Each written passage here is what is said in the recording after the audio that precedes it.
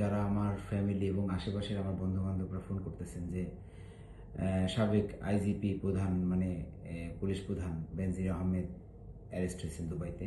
তো প্রথমেই বলি এটা সম্পূর্ণ গুজব, আর কেন গুজব ছড়াইছে সেটাও বলি।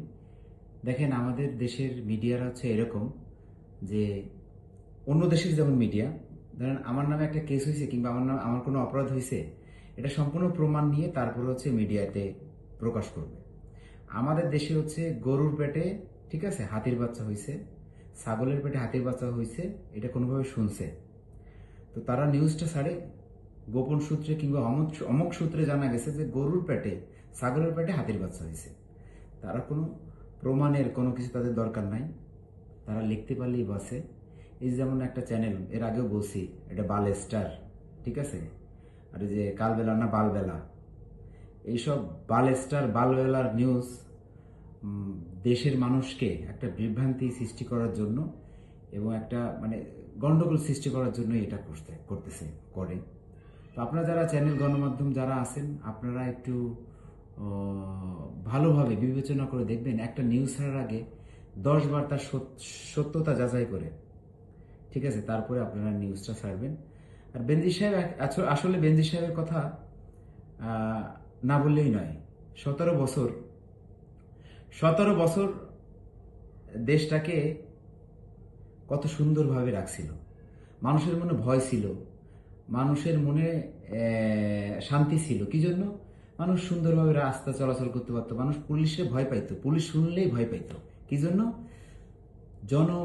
মানে মাল সব কিছুর পুলিশে হেফাজত করে রাখতো, বুঝতে পারছেন? তো সেই পুলিশে এখন কেউ ভয় পায় না। এখন নতুন একটা সরকার আসছে, ইনাকে বিভ্রান্তি করার জন্য এই ধরনের কুসংস্কার এবং গুজব ছড়াচ্ছেন। কিছু দুষ্কৃতী আসে, কিছু খারাপ মিডিয়া আছে, সব মিডিয়া তো আর খারাপ না। তো আমি একটাই কথা বলবো, দেখেন, আমরা ঘুমায় থাকি, পুলিশ কিন্তু ঘুমায় না, জেগে জেগে আমাদের পাহারা দেয়। এখনের পুলিশ দেখেন আর তখনের পুলিশ দেখেন। 17 বছর প্রত্যেকটা জনগণ, যারা খারাপ জনগণ ছিল, খারাপ মানুষ ছিল, তাদের মনে একটা ভয় ছিল, চিন্তা হইতো না, রাহাজানি হইতো, খুন হইতো না, হয়তো সীমিত পরিসরে। আর এখন 100% হয়, আগে হয়তো 2%, 3%। সবার মনে একটা শান্তি ছিল। তাই একটা কথা বলি, আপনারা যারা এই যে বালবেলার মতন, তারপর বালেস্টারের মতন, হ্যাঁ, যারা নিউজ প্রচারণা করেন, তো তাদের বলবো আপনারা ভালো হয়ে যান, নাহলে পাবলিক একটা সময় এমন খেপে আপনাদের ল্যাংটা করে পিটাবে, যে জায়গা পাবে আপনাদের ল্যাংটা করে এমন পিটাবে, হ্যাঁ, কল্পনা করতে পারবে না ল্যাংটা করে কি পিটাবে। আমাকে নিয়েও এরকম মিথ্যা কত কিছু আপনারা লিখছেন। আমি একজন ব্যবসায়িক, আমার এখন এখানে 9টা আউটলেট গোল্ডের, আলহামদুলিল্লাহ, কিন্তু আমি ক্যামেরার সামনে আসি না, আমার দরকার হয় না ক্যামেরার সামনে আসা, প্রয়োজন হয় না, তাই আসি না।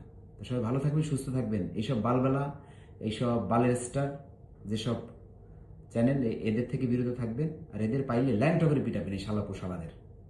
এই শালাপোশালা একদম মেয়াদ উত্তীর্ণ গাঁজা খেয়ে এরা আপনার নিউজ মানে বানায়, কারণ ওদের হচ্ছে টিআরপি দরকার। কিছু একটা দিলেই টিআরপি মনে করেন পড়ে গেছে, এখন যে কোনো কিছু একটা দিতে হবে টিআরপিতে, বুঝতে পারছেন? তো তাই বলবো যে আপনাদের এই টিআরপির চক্করে, ঠিক আছে, যেভাবে এনসিপির উঠেছিলেন, এই বাল সিপিরে দেশটাকে ধ্বংস করে গেছে, এই যে খানকির পোলারা দেশটাকে পুরো ধ্বংস করে গেছে এনসিপিরা।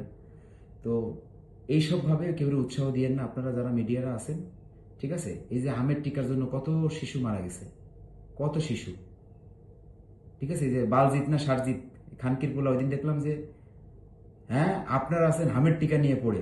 আরে খানকির পোলা, মানুষ মরে যায়, হামের টিকা নিয়ে পড়ে থাকবে না, তাহলে কারে নিয়ে পড়ে থাকবে? তোদের যদি কোনোদিন পাই রে। তো যাই হোক, সবাই ভালো থাকবেন, সুস্থ থাকবেন। এই যে ভুল নিউজগুলো, এগুলো থেকে বিরত থাকবেন। আর যারা ভালো মিডিয়া আছেন, এরা সত্যতা যাচাই করে মিডিয়া নিউজ বানাবেন। সবাই ভালো থাকবেন, সুস্থ থাকবেন। আসসালামু আলাইকুম। প্রবাসীর সিটিতে চলছে বহুল আলোচিত ফ্রি ফ্ল্যাট অফার, অর্থাৎ আপনি যে টাকা দিয়ে এখন ফ্ল্যাট কিনবেন, 5 বছর পর সেই সম্পূর্ণ টাকা ফেরত পাবেন, আর সেই সাথে পাচ্ছেন একটি ফ্ল্যাট একদম ফ্রি। অফারটি সীমিত সময়ের জন্য, তাই দ্রুত যোগাযোগ করুন স্ক্রিনে দেওয়া নাম্বারে।